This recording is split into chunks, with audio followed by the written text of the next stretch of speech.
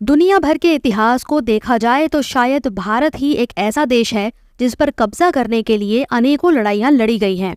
भारतीय सीमा के अंदर लड़ी जाने वाली लड़ाइयों के अलावा यहाँ सबसे ज्यादा विदेशी आक्रमण भी हुए। भारतीय इतिहास की कुछ ऐसी ही भीषण लड़ाइयों में से एक है पानीपत की लड़ाई। दिल्ली से 90 किलोमीटर दूर हरियाणा में स्थित पानीपत गवाह है ऐसी 3 बड़ी लड़ाइयों का जिन्होंने भारतीय इतिहास को एक निर्णायक मोड़ देने में अहम भूमिका निभाई।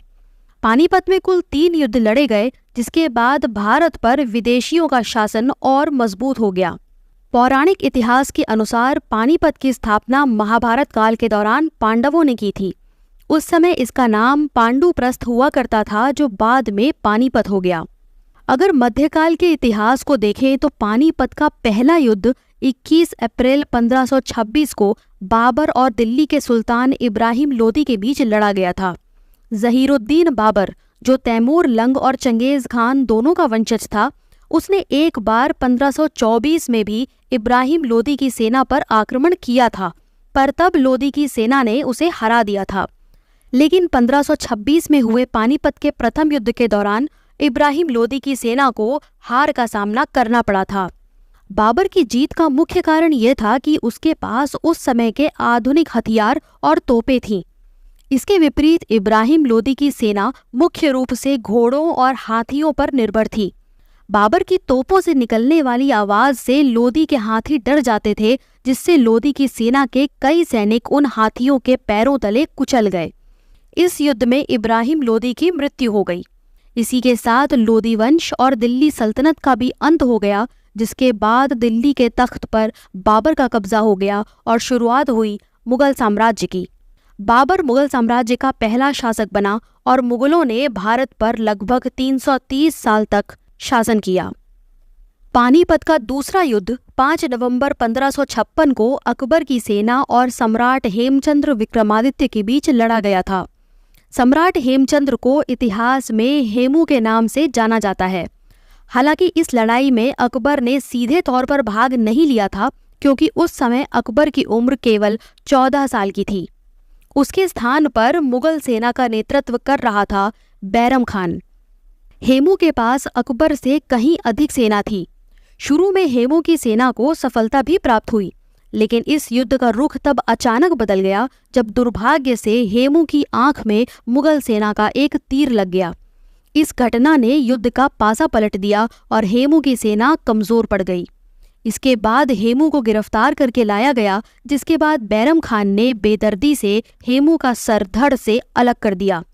इस लड़ाई के बाद दिल्ली और आगरा अकबर के अधिकार में आ गए। पानीपत के दूसरे युद्ध के बाद ही बाबर द्वारा स्थापित मुगल साम्राज्य अकबर की बादशाहत में एक बड़ा साम्राज्य बना। आज भी पानीपत शहर के पास वह जगह मौजूद है जहां पर हेमू की हत्या की गई थी।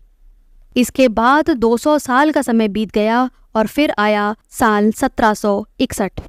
इस दौरान औरंगजेब की मृत्यु के बाद मुगल साम्राज्य अपने पतन की ओर बढ़ चुका था। ऐसे में मराठा दिल्ली पर कब्जा करने की योजना बनाने लगे थे, लेकिन उन्हें अफगान आक्रमणकारी अहमद शाह अब्दाली की चुनौती का सामना करना पड़ा। इसके परिणाम स्वरूप 14 जनवरी 1761 को पानीपत का तीसरा युद्ध अहमद शाह अब्दाली और मराठा फौज के सेनापति सदाशिव राव भाऊ के बीच लड़ा गया था। इस युद्ध में मराठा फौज को हार का सामना करना पड़ा। यह हार मराठा साम्राज्य की सबसे बड़ी हार थी। सदाशिव राव भाऊ ने उत्तर भारत के विभिन्न राजाओं से मदद मांगी, लेकिन कोई भी शासक मराठों की मदद करने को तैयार नहीं हुआ। इसके विपरीत अहमद शाह अब्दाली को अवध के नवाब शुजाउद्दौला का सहयोग मिला था। इतिहासकारों के अनुसार मराठों ने राजपूत राजाओं के आंतरिक मामलों में अनावश्यक हस्तक्षेप करके उन्हें अपना शत्रु बना लिया था। इसलिए इस युद्ध के दौरान किसी राजपूत राजा ने मराठों की मदद नहीं की। इस युद्ध का परिणाम ये हुआ कि मराठों की सेना को अब्दाली की सेना से हार का सामना करना पड़ा। इससे मराठों का पूरे भारत पर शासन करने का सपना टूट गया और उनकी कमजोरी का फायदा उठाकर ब्रिटिश ईस्ट इंडिया कंपनी ने भारत पर अपना कब्जा करना शुरू कर दिया। इससे भारत में ब्रिटिश उपनिवेशवाद की शुरुआत हुई और अगले 100 साल में भारत अंग्रेजों का गुलाम हो गया। इतिहास गवाह रहा है कि भारतीय राजाओं के आंतरिक झगड़ों के कारण ही विदेशी हमलावरों ने भारत पर आक्रमण करने में सफलता पाई और इसको लूटा है। वीडियो पर अपने विचार कमेंट सेक्शन में अवश्य दें और इसे लाइक और शेयर करें। चैनल को सब्सक्राइब करके बेल नोटिफिकेशन दबाना ना भूलें। मिलते हैं अगली वीडियो में एक और इंटरेस्टिंग टॉपिक के साथ। जय हिंद, वंदे मातरम।